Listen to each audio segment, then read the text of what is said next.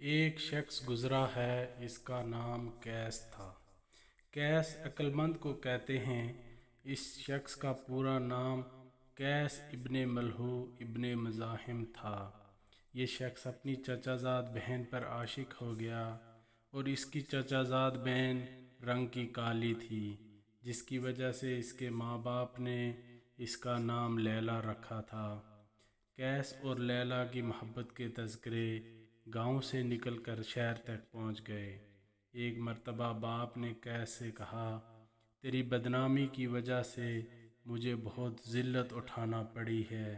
تو نے اپنی اس حرکت کی وجہ سے خاندان کی عزت کو خراب کر دیا ہے۔ تو چل میرے ساتھ حرم میں اور چل کے توبہ کر۔ تو قیس اپنے والد کے ساتھ حرم کی طرف چل پڑا۔ بیت اللہ کے پاس پہنچ کر اس کے والد نے کہا، قیس توبہ کر اس محبت سے جس کی وجہ سے میری عزت خاک میں مل گئی ہے۔ قیس نے غلاف کعبہ کو پکڑ کر ایک شعر پڑھا،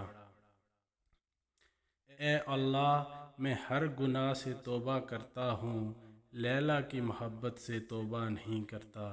جب قیس نے یہ الفاظ کہے تو اس کے والد نے اسے غصے سے دیکھا۔ قیس سمجھدار تھا، اسے جب پتہ چل گیا کہ والد خفا ہو گئے تو اس نے دوسرا شعر پڑھا، اے اللہ اس لیلا کی محبت کو میرے دل سے کبھی سلب نہ کرنا، اور جو میری دعا پہ آمین کہہ دے اللہ اس بندے کے گناہ معاف کر دینا۔ جب سیدنا حسن رضی اللہ تعالیٰ عنہ نے سیدنا امیر معاویہ رضی اللہ تعالیٰ سے صلح کر لی اور حکومت کے معاملے میں ان کے حق میں دستبردار ہو گئے تو حضرت حسن رضی اللہ تعالیٰ عنہ بہت خوش تھے کہ میں نے حکومت ان کے سپرد کر دی ہے جو اس کے زیادہ اہل تھے۔ ایک دفعہ مکہ مکرمہ کی طرف جاتے ہوئے حضرت حسن رضی اللہ تعالیٰ عنہ کا سامنا قیس سے ہوا تو حسن رضی اللہ تعالیٰ عنہ نے قیس کو روکا اور کہا، کیا حال ہے اور کہاں جا رہے ہو؟ دیکھو میں نے کتنا اچھا کیا، حکومت جن کو سجتی تھی میں نے ان کے حوالے کر دی اور خود میں ایک طرف ہو گیا ہوں۔ قیس خاموش کھڑا سن رہا تھا تو حسن رضی اللہ تعالیٰ عنہ نے فرمایا، چپ کیوں کھڑا ہے؟ کچھ بولتا کیوں نہیں؟ جواب کیوں نہیں دیتا؟ کہنے لگا، میں سوچ رہا ہوں حکومت تو صرف لیلا کو سجتی ہے۔ تو حضرت حسن رضی اللہ تعالیٰ عنہ نے فرمایا، تو مجنوں ہے۔ اس کے بعد اس کا نام قیس کے بجائے مجنوں ہو گیا کہ یہ پاگل تھا لیلا کے پیچھے۔